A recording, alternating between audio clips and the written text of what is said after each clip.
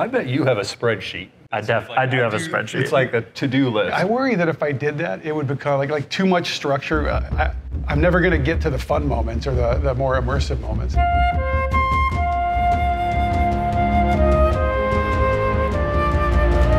Hey everybody, I'm Scott. Normally we'd be here today doing a New World Dev update, but we want to try something different. We have a new show called Forged in Eternum where we're going to be talking about all things New World. Today we're going to talk about different play styles, and I'm super happy to be here with Dave V, the creative director, and Drew, our product manager. When I play, I like to go out and just kind of get lost in the world and do the experience. Sometimes I'll, drive hard for the end game gear, but when we talk, why don't you talk about how you play a little bit? I would say that there's so many things to do in New World. Sometimes I feel like when I'm logging in, I want to always have an objective. Like, this is what I'm doing this session. That helps me a lot. I want to get all my gypsums for the day. I want to raise a trade skill by 5-10 points. I want to complete 5 expeditions for the night, something like that. I've been playing on Fresh Start Worlds. Obviously, I drove very, very hard to get level 60 as soon as possible. Almost at 600 gear score, a few days in. I just try and optimize my time just because there's so much to do, and I feel like there's never enough time to play New World. I bet you have a spreadsheet. I do have a spreadsheet. It's like a to-do list. Whereas when I started on the team, I remember people were like, what do you do to optimize? And I remember linking a spreadsheet to some of the leadership, and people being like, oh, you really like to optimize. I worry that if I did that, it would become like too much structure. Like the other night, I wanted to just go get some orichalcum, and in Shattered Mountain down in the pit, where you're fighting with 4 or 5 people. That can be fun for 5 hours, or that can be fun for 5 minutes, depending on how it's going. And the other night, I got stuck down there for like an hour and 20 minutes, and it was a blast though. Like, it was a lot of fun and competing, yet helping each other. You know what I mean? Yeah. But I feel like I'd miss if I had to do these other things, and if I only have an hour and a half to play. I'm never going to get to the fun moments or the more immersive moments, the things that you just kind of. Yeah, it could definitely be tough. I think for me, one of the appeals is that I always feel like I'm making progress in my game session. So I always feel like I accomplished something, which for me helps a lot of oh, now tomorrow I want to go accomplish this thing. It's like almost like a checklist every day. Like I said, I have a spreadsheet that I fill in often. Yeah, I think I'm a little in the middle. There's a couple things I like to do. My crafting cooldowns every day. I like to do a couple dungeons.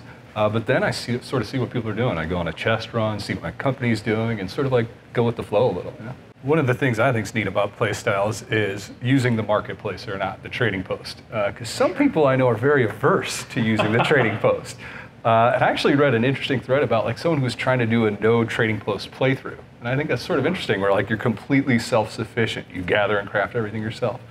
I use it a lot, and I think it's sort of fun. It's a good way to make a little extra coin and to sort of get things quickly. Well, and when you looked at me and said, no, someone who doesn't like to use the trading Some people. Let's be clear. I don't like to drop hundreds of thousands of coins on items. It feels more rewarding when I either craft or get those in the world. I'm not at all averse to selling stuff on the trading post, and I spend a fair amount of time just doing not that. buying?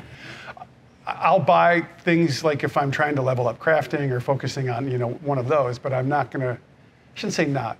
It's a rare day where I'm gonna spend big coin on a piece of gear.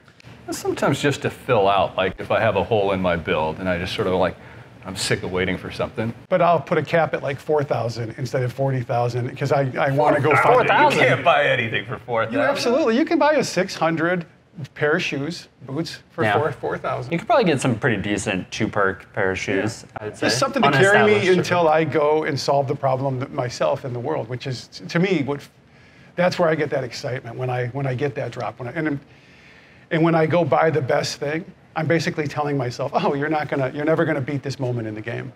Interesting. For me, I see it as I'm beating that moment in the game because I managed my money well. And then money is just a currency and a way of acquisition of some of the best items in the game. And so for me, it feels like such an accomplishment to pick up that piece that I've been waiting for in my build, like a Shirking Fort Resil 3rd perk chest piece. If I got a Shirking perk, Shirking Say it Fort 5 times real fast. Resil Freedom medium chest that I saw on the trade post for 200,000, I'd be thrilled to pick that up. I mean, it's just going to work in so many builds for me. Yeah, I would prefer to buy trophies and things like that when I'm spending my money. Yeah. I lean more toward those things. All right, well, it's time for the community question. We talked about how we like to play. We'd love to know what your favorite thing to do is in New World. And if you like the show, let us know by commenting and subscribing. We'd really appreciate that. That'll let us know to do more. Thanks again, and goodbye.